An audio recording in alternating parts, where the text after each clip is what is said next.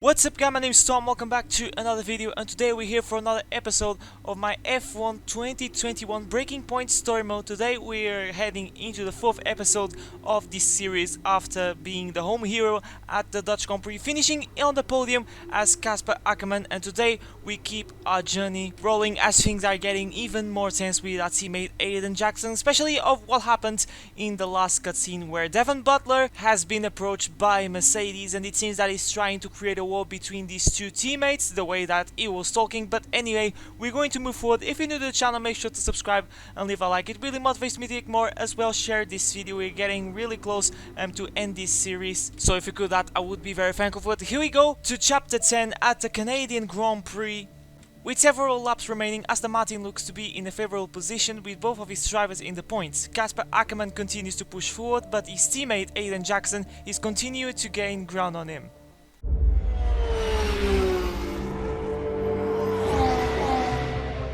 Casper Jackson is faster than you.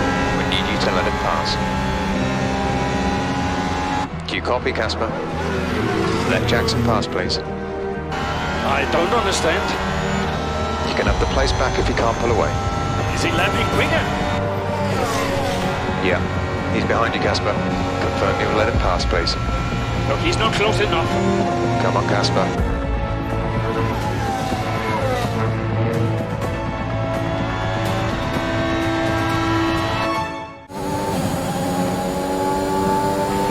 Casper, don't do this. He's not faster. This is a team order. Do you copy, Casper? He's not faster. Oh boy, things are getting serious right now. We must not let Jackson pass. That is a very weird objective, but I'll do everything in my power because we are at Montreal, which is a track that I don't really like, and I'm a bit weak against the AI, so I'm going to struggle in these first few laps. This is my first laps at Montreal in this game, and Jackson looks very pacey at the moment as we go through the chicane. This circuit has a million chicanes, and my exit wasn't that good, and Jackson, look at the speed that he has at the moment, clearly is much faster than us as he tries to go around the outside into the hairpin, and I'm going to try to give him a little bit of a squeeze because we must not let Jackson pass. We must cross the line ahead of him, but for the time being we are in P8 as we skip a little bit forward at the end of lap 15, and he's still in DRS range. I can tell you that I've been struggling during this scenario, but thankfully it's enough to put Jackson behind, and now we are at the penultimate lap of the Grand Prix, and we already broke the DRS window as we lose a little bit the back end, and all of our gap that we worked very hard for has been vanished away. I was trying maybe to catch Lando Norris, but the thing is, he's very fast, and that's why Jackson wants to go past. Is because we're not catching Norris, and maybe he has potential, you know, typical team orders, but definitely things are going to start to get more tense and tense because this is damaging the team. We need more points, but I have no choice. If I was me, I would have let him go through, but that's how the things go. This is a story mode. We must respect the objective, so we kind of had to do this and see this friction in Aston Martin as Lewis Hamilton wins the Canadian Grand Prix. But for us, it seems that we're going to finish in P8 behind Aiden Jackson, and we're going to score only 5 points, which definitely is not going to help us in the Constructors' Championship as we go through the final chicane, very close to the World Champions, actually not that close. And there you have it. We're going to cross the line in a very controversial P8. That's the end of the race. We'll see you in Parc Fermé.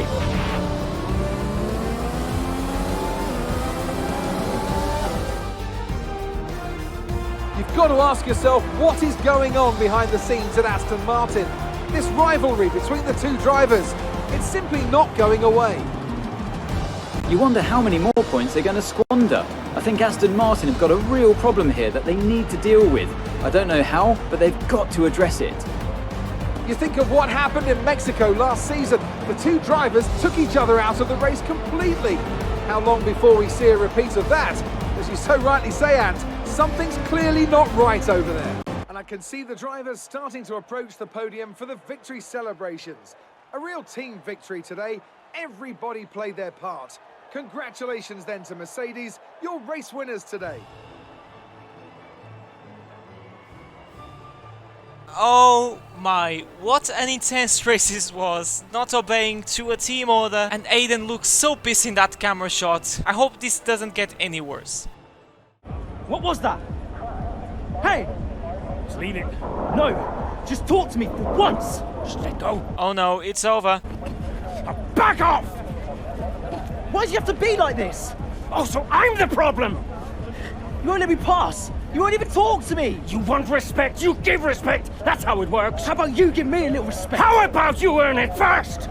How am I supposed to do that? I'm all ears! You give me space out there. What's your problem? I love the fact that Ocon is holding Casper. I'm trying to win. Oh, and that makes you special? You're a nightmare, Casper! Fine. Well, you won't have to put up with me for much longer. What's that supposed to mean? I am sick and tired of all this. I'm done. You're what? I'm retiring. Wait. Why do I have the feeling that is Butler recording this? Casper!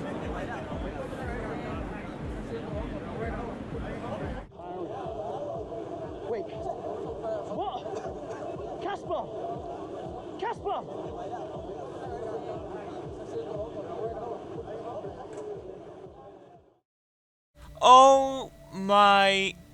Oh my, this has so many Try to Survive vibes. A fight between teammates! Are you kidding?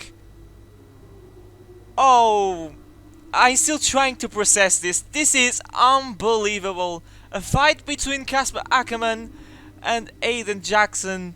Unbelievable.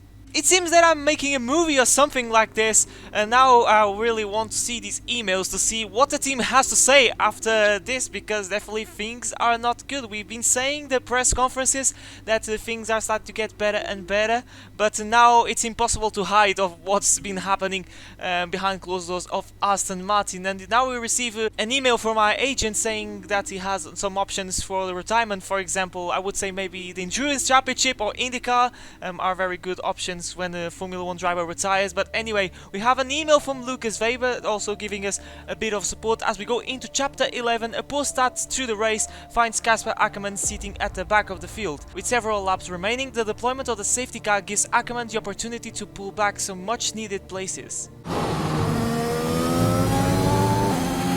Work to maintain tyre temperature, Casper? Is the safety car for Aiden? Aiden's had to come in. Now's a good time to catch up with the field. Yeah, I'm trying. And here we are during the safety car period. Things are not going really smoothly for Aston Martin in this race because Aiden Jackson is out of the race and we find the last of the runners at the moment, and we need to catch the safety car queue is the first objective of this scenario. So we're going to cross the line and you're going to see that we set the fastest lap during a safety car period. Are you serious? Is this even possible? Nice work, Does a fastest lap count during a safety car period? Yeah. I'm speechless. Tell me in the comments if this is allowed in real life Formula 1, but now we have a race ahead of us. Last place of the runners, and ahead of us we have the Williams of Mick LATIF. So let's hope that we get a good restart of this race as Joseph Gompuri gets underway once again, and it was a pretty decent start. We can say the same for Nick LATIF as we send one down inside of the Williams, and we squeeze him very aggressive because the objective now of this scenario is finish on the points. And we have a lot of places to climb as we're getting slipstream of Nikita Mazepin. Are we going to dive down inside, not just of the Haas, but of Esteban Ocon, and that's 2 places in one corner. Look at the traction that we have against George Russell. We're definitely flying with these medium tires, and now looking in the very lofty P14 is Mick Schumacher doing bits in that Haas, but unfortunately he's not going to be enough for points. He's going to be P15 in any time soon as we go side by side. Round the outside we go of the German. Look at the understeer there I'm having.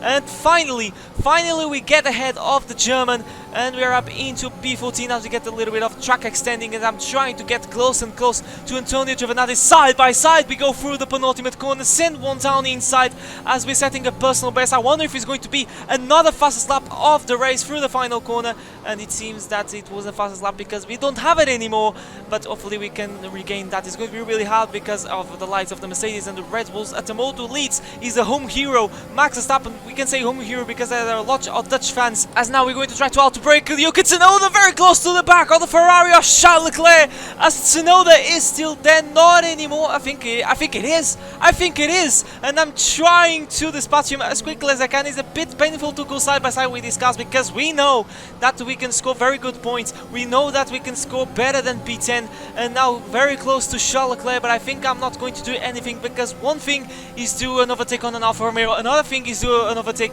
on a Ferrari. So we're going to be patient and wait for the DRS because we know that the Ferrari power is not that good. As now Slipstream, I think he's trying to overtake his teammate as the DRS gets enabled once again in this race. It's going to be a free wide. I'm going to be patient as Leclerc goes round the side of Carlos Sainz, and not just, he tries to go, and I think he does on Devon Butler. What a move that Leclerc does, as now we're getting some slipstream of Devon Butler. Is going to be a free wide. We made contact with the Alfa Romeo because I got caught on the bumps as we received a warning from FIA. This can't be any more dramatic, as now there is a free wide between Butler and the two Ferraris. This is unbelievable. This is not scripted, ladies and gentlemen, but look at this. You'll love to see it. First we made contact with Devon Butler in the first scenario at the Australian Grand Prix as Aiden Jackson back in the Racing Points days, and now here we are as Casper Akkerman in the Aston Martin. This is unbelievable as we're going purple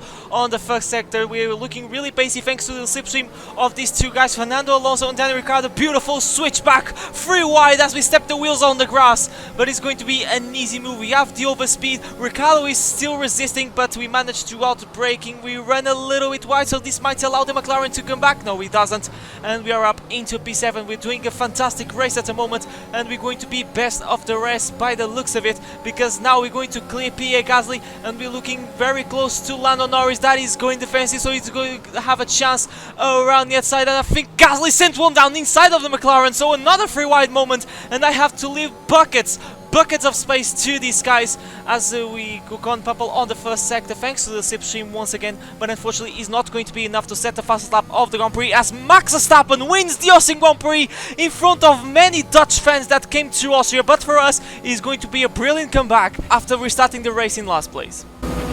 That's the end of the race. We'll see you in Parc Fermé.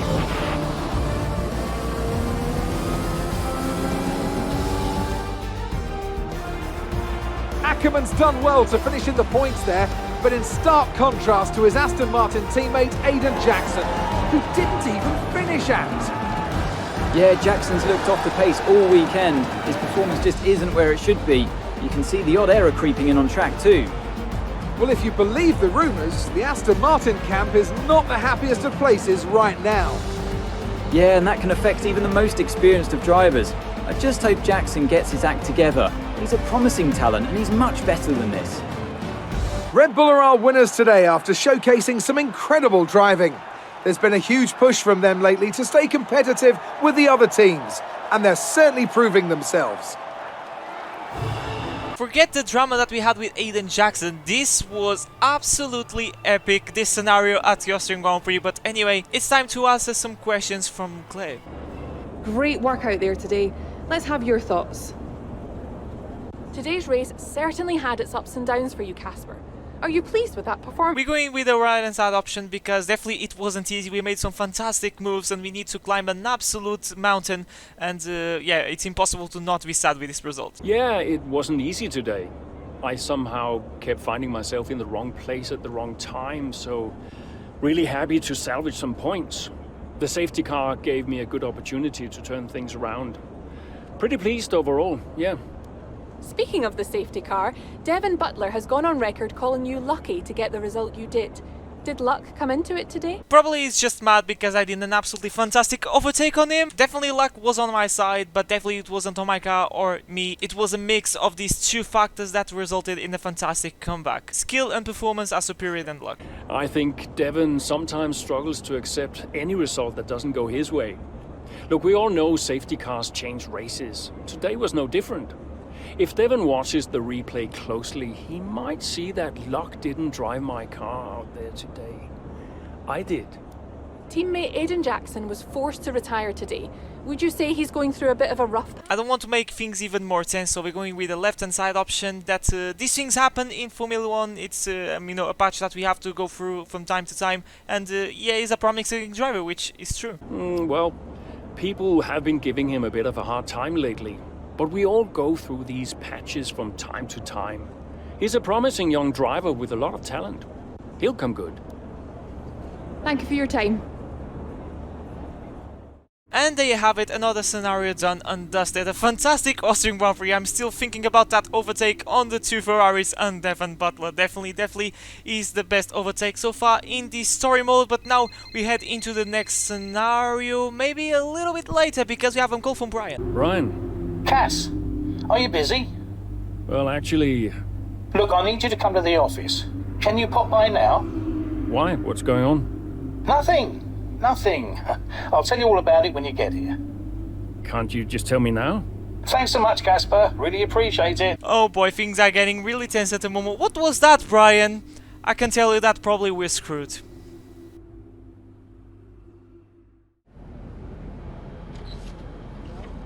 Casper, What's going on? we need to clear something up. Take a seat. Clear what up? Aiden thinks it's his fault that you're retiring. I'm sorry, Casper. I do respect you. Quite a lot, in fact.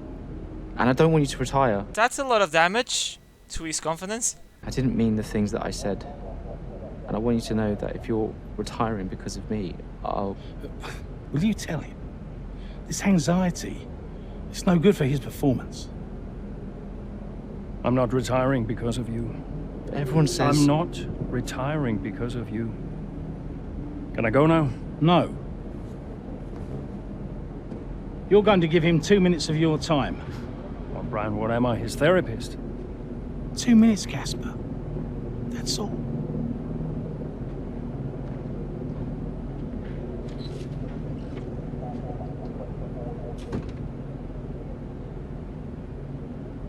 Everyone says... Everyone's an idiot. Social media in a nutshell. Look, I'm not retiring because of you. I told Brian after Zandvoort. I'm sorry you found out the way you did.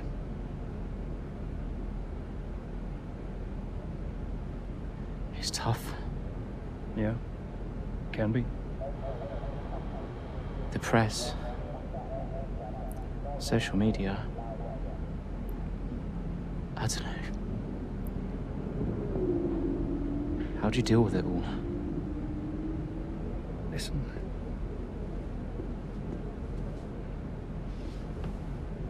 There's only a handful of us in the whole world who get to do what we do. Yeah. A handful. You deal with it by never forgetting how lucky you are to be here. Understand? Never forget. Hey, Casper. Yeah? Do you ever forget? Sometimes. Sometimes we all do.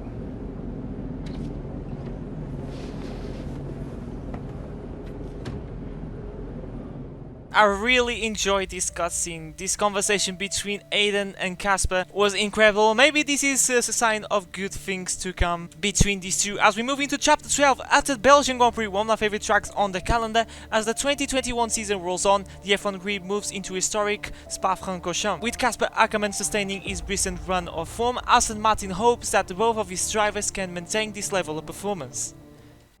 It's Sunday and that means it's race time here in Spa. As the cars are being prepared, let's join them trackside for the start of the Belgian Grand Prix. Spa-Francorchamps then, a historic 19-corner circuit with a lap distance of 4.35 miles. There's over 100 metres of elevation change here, and with long stretches of the lap spent flat out, a good top speed will be vital for success. With the race minutes away from starting, here's what today's grid rundown looks like. Max Verstappen put in a fantastic lap yesterday, and he starts from pole position. And Lewis Hamilton completes the front row. Looking down the rest of the grid, we have Bottas, Norris, Sergio Perez, and Ricciardo, Leclerc, Fernando Alonso, Sainz, and Pierre Gasly, Mazepin, Ackerman, Esteban Ocon, and Butler, Jackson, Russell, Yuki Tsunoda, and Mick Schumacher, Giovinazzi and Nicholas Latifi. Which of these talented drivers will come out on top today?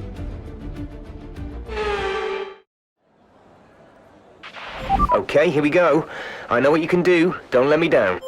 Thanks Jeffrey, and welcome guys to the Belgian Grand Prix. Really looking forward to this race because first is Spa is a 25% race, not a race scenario like mid-race one, and it seems that we're going to have some rain as the laps go by, so this is going to be a hell of a race I reckon, and it seems that we're going to see the intermediates and maybe the wet. It will depend how strong the rain is going to get over the course of these next 11 laps. The kids are Mazepin in P11 as we have 5 red lights for the Belgian Grand Prix, and it's lights out and away we go. We must finish on the top 5, but Mazepin, what a man, starting in P11, GOAT, greatest of all time, as we go around the outside of Pierre Gasly and Fernando Alonso, two veterans going side by side. Look at Mazepin going in P9. What is happening in this race already? Will he score points for Haas as Alonso gets the position back as we go for Arouge for the first time? And look at the speed that we managed to carry against the Alpine as he's getting a slipstream of the Haas. Mazepin is going to be maybe a sitting duck in the straight because of that Ferrari engine, as Alonso is not enough alongside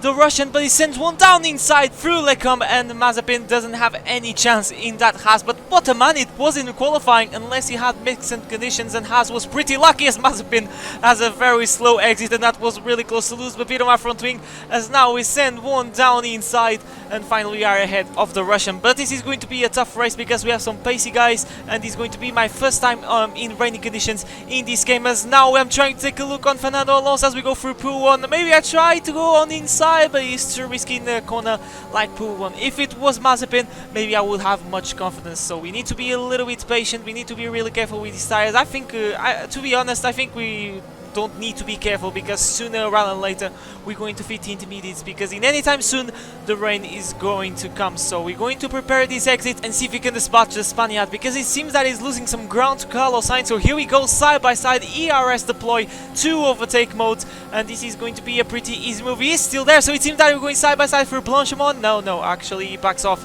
and we are up into P9, and now the next victim is going to be Carlos Sainz. So we're going to engage once again the ERS. We need to be a little bit careful because this is a high ERS consuming track, and DRS is not deployed for the time being. Switch very aggressively to the left hand side of the track, and we're going to try to out braking as we go through Lecombe, but it seems that we made the move. The Ferrari is still there, not anymore, and there you have it, already score 4 points. Let's see if we can score P5 in this race, and now it's time to prepare a move on Daniel Ricciardo. So we're making smooth moves at the moment, making a nice comeback. You can see on the minimap Jackson is not looking very pacey at the moment, so it seems that his confidence is still not 100%, as now we go side by side with Daniel Ricciardo, and he's still going to come back. Side by side we go through Blanchimont, no contact thankfully, but you can see now on your screen that the rain is coming, first few spots of rain, and now ahead of us we have Sergio Perez as the DRS gets in there, but I think sooner rather than later he's going to get disabled because we're going to feed the intermediate tires maybe on this lap.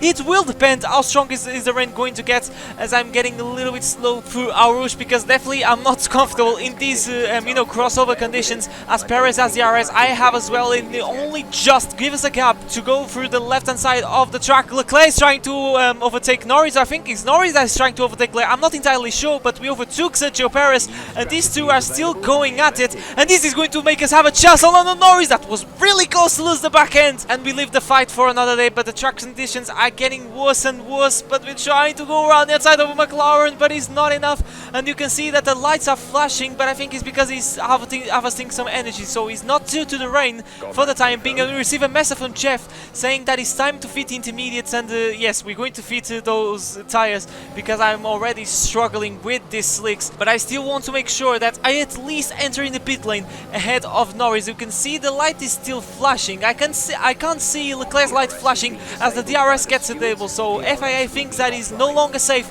to go with the DRS open, as now we're getting slipstream of Lando Norris. Are we going to send one down inside through Blanchimont? No, we're going to leave the fight for another day. Maybe I'm going to try to go down inside through the bus stop chicane. Yes, we're going to do that, and we're going to try to not lock up. Actually, we didn't lock up, which is quite impressive on slicks in a wet track. That was textbook, we can say, but it seems that Ricciardo stays out, some guys are staying out, and I think Sainz is pitting as well, or I think he stayed out. Yes, Sainz stayed out, so some guys are going to stay out one more lap on the slicks, which to be honest is not the best option because this is the longest track on the calendar. So fitting the intermediates, and we're losing a lot of time on the pit lane. And Bottas, I think, lost a lot of time, and we are behind, I think, of one of the Williams, but he still has to enter. So I'm kind of confused at the moment. But Bottas, I think, lost a lot of time on the pit lane because of the traffic, and he is behind Lando Norris. So Bottas having an absolute mess. So Mercedes having bad pit stops. Quite realistic, we can say. F1 2021 realistic game confirmed, as now we need to overtake Leclerc once again and Lando Norris, and who knows if Lando Norris stops Bottas from overtaking him, maybe we can overtake Bottas in this race and overtake a Mercedes. Let's see what happens as Leclerc is getting a bit shaky. The exit, this is going to make us a chance to send one down inside, and we made the move on Ferrari, but it seems that Bottas and Norris are getting slow because of Nicola Latifi. Latifi's on the dry tires. This is golden for us because no one is making moves. Norris finally gets released, so do we, and Bottas didn't make the move on the Williams. I can tell you that he's been overtaken by Leclerc, that is trying to overtake us because we went super wide through pool one, and there he is side by side. Bottas is still behind Latifi. What is happening, Bottas? Make the move, for crying out loud. You have a seat at risk at this stage of the season and you can't make a move on the Williams. That is the wrong tire at the wrong time, and now is another example. Mick SCHUMACHER in the Haas, and Norris doesn't seem to find a way to overtake the German, as Leclerc now finds once again a way to go on the inside, and Norris brake checkers!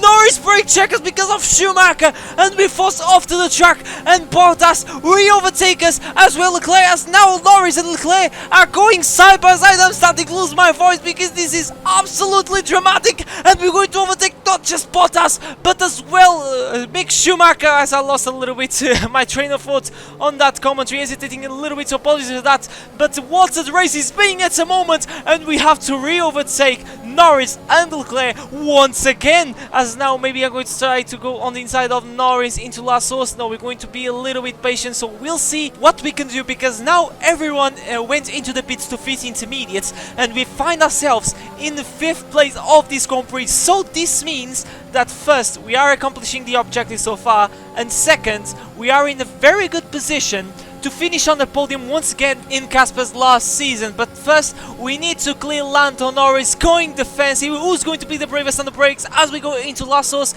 is going to be us, and there you have it, the move. And now it's time to overtake Leclerc. What a race is being, and I need to thank the guys in the pit lane, the black markers, for holding up Bottas, because if it wasn't them, I wouldn't be in this position, as now Leclerc is in 2nd place. So this means that Verstappen pulled into the pits. So I don't know what strategy he's in. I think maybe he stayed out 2 laps on the intermediates, as now we send one down inside of Leclerc. This is for 2nd place of the Grand Prix. Hamilton in a league of his own, and we made the move of the Ferrari, and at the moment we're scoring 18 precious points for Aston Martin. So we are absolutely golden at the moment, and still in the same lap 6, and the track is getting wetter and wetter. So we're going to pull into the pits and dress a set of wets. So maybe I had this option, which was maybe staying out on the intermediates, because the track conditions for these tires weren't that bad. I can tell you that I was feeling pretty nicely with the intermediate tires. So I can tell you that Verstappen pitted for wets. That's why we were in 2nd place. He decided to pit earlier,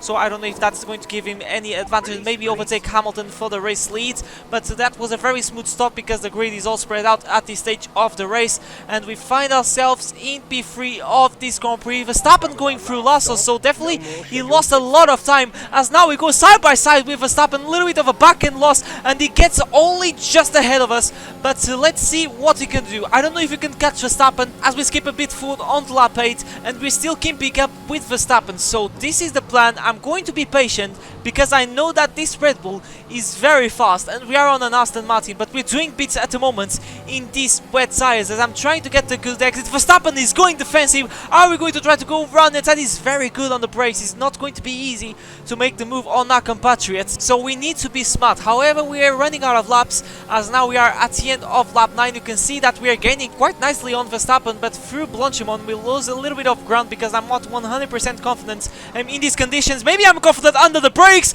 as we send one down inside through the bus stop chicane on Max Verstappen. Who's going to have the better traction, Casper Akkerman or Max Verstappen? Is going to be Casper Akkerman taking 2nd place of the Belgian Grand Prix as we step a little bit onto the grass. I don't know why, so apologies for that. That was really close to put my race to an early end. And we are pulling away slightly off Verstappen as we're starting the final lap of the Grand Prix, and the DRS gets enabled. So this is wet tires on a dry track challenge, and you can see there's no water whatsoever, and the tires in any time soon will start to overheat, but it's not going to be any issue because we are already on the final lap of the Grand Prix. Lewis Hamilton wins the Belgian Grand Prix, but we have to be focused on this man. Casper Akkerman is going to cross the line in P2 as we went super deep into the bus stop chicane, but this won't stop us to finish in second place behind our compatriot Max Verstappen. What a race, what a performance from the old man. Alright, race over. Take care of the car on the way in.